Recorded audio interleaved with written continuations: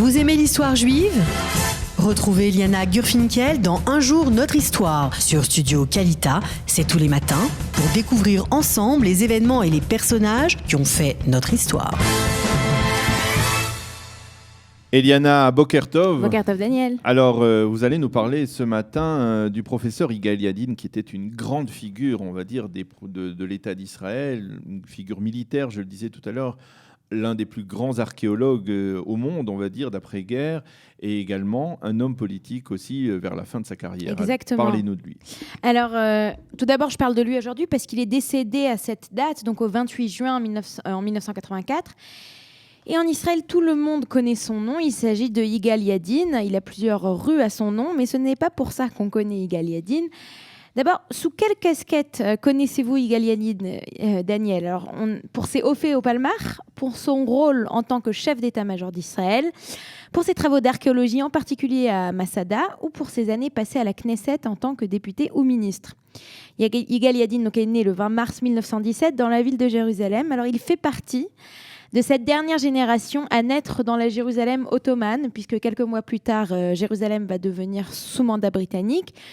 Et ses parents sont des personnalités du Yishuv de l'époque. Alors son père, qui s'appelle Elazar Soukenik, et c'est Yigael Yadin qui va changer son nom, qui va l'hébraïser exactement en Yadin.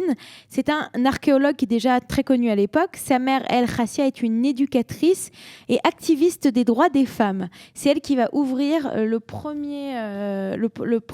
première crèche hébreu de l'époque qui va être à Rechavia, puisque la famille Souknik va s'installer dans le nouveau quartier de Rechavia, dont elle participe à l'établissement. En 1933, alors qu'il n'a que 15 ans, Yigael Yadin rentre à la Haganah. Dans cette organisation paramilitaire sioniste créée en 1920, il va effectuer de nombreux rôles. En 1946, il la quitte et entame des études à l'université hébraïque de Jérusalem. Alors, en 1948, il est toujours qu'un étudiant. David Ben Gurion lui-même le rappelle à la veille de la guerre d'indépendance afin qu'il reprenne du service actif à la Haganah. Pendant toute la guerre, il sera le chef des opérations de la future armée israélienne, donc c'est quand même un poste très très important. À la fin de la guerre, Yadin menace à plusieurs reprises de quitter l'armée car il s'oppose à la direction dans laquelle Ben Gurion dirige Tsahal.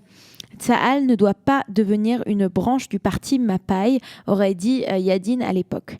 En novembre 1949, après la démission du premier chef d'état-major israélien, Yaakov Dori, Yigael Yadin est nommé le nouveau chef des armées. Il va occuper ce poste pendant 3 ans.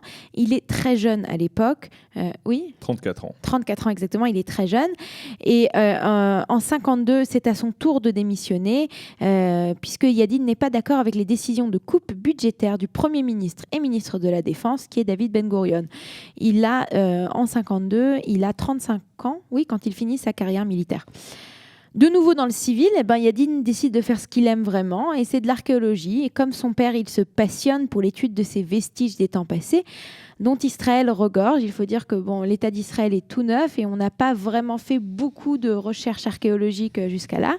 Et pour son doctorat, il va publier une traduction, la première traduction des manuscrits de la Mer Morte.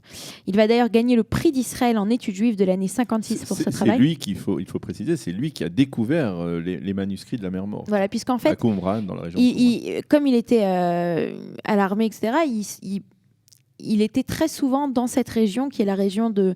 C'est-à-dire, ça va être sa région où il va publier le plus... Désert de Judée. Le désert de Judée, et puis tout ce qui touche à la frontière, entre guillemets, avec la Mer Morte. Et donc, voilà, justement, il va organiser des fouilles archéologiques dans toute cette région du désert de Judée, près de la Mer Morte. On peut citer les caves de Qumran, donc c'est là où on va trouver les manuscrits, Hatzor, Tel Megiddo et surtout Masada. En 1962, c'est lui qui va diriger ce projet national pour des fouilles sur ce site qui est constitué de plusieurs palais et de fortifications antiques qui se situent au sommet d'une montagne isolée sur la pente est du désert de Judée. Ce palais qui a été construit par le roi Hérode. Il va aussi devoir faire face au vol de trouvailles archéologiques par des figures politiques et militaires, alors que de sérieux soupçons pesaient sur Moshe Dayan, le général qui avait perdu son œil gauche. Yadin aurait affirmé « Je sais qui a fait cela et je ne vous dirai pas qui c'est ». Mais si je l'attrape, je lui crève son deuxième œil. En 1976, Yadin rentre en politique en créant le parti Dash, donc c'est le Parti démocratique pour le changement. Le nouveau parti semble être un parti qui est en fait parfait pour beaucoup d'Israéliens qui en ont marre de la corruption du parti travailliste, sans vouloir pour autant voter pour Begin. Et beaucoup en fait voient en Yadin l'Israélien parfait. C'est en même temps un homme avec une grande carrière militaire, un universitaire, et c'est quelqu'un qui s'éloigne donc des milieux corrompus. Aux élections de 1977, le parti Dash va recevoir 15 sièges et Yadin devient le vice-premier ministre de Menachem Begin. Il va entre autres participer de façon active aux accords de paix avec l'Égypte. En 1981, suite à un désaccord avec le gouvernement, il se retire du monde politique. Quelques années plus tard, en 1984, il décède. Il est enterré au Mont Herzl à Jérusalem.